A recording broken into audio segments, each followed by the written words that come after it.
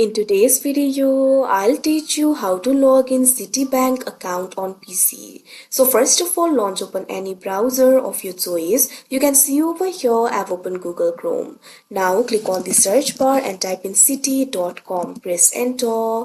After you do that, you'll be led to the official website of Citi. Initially, you'll be led to this kind of interface. So if you want to log into your account, it is actually very simple. Right over here, you'll be able to find this section for sign on. From here, you'll be able to sign in to your account. So simply click on the field of user ID. Now enter your user ID over here. Likewise, click on the field of password and enter the password. If you have forgotten your user ID, click on this option forget user ID and you'll be able to recover it.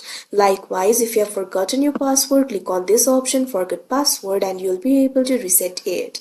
Now after you enter the user ID and password, click on this option sign on that you can see on the screen. If you have enabled any authentication method, you'll have to go through the authentication process and you'll be logged in to your account. Or instead of doing all that, you can also do the passwordless sign on. For that, click on this option passwordless sign on.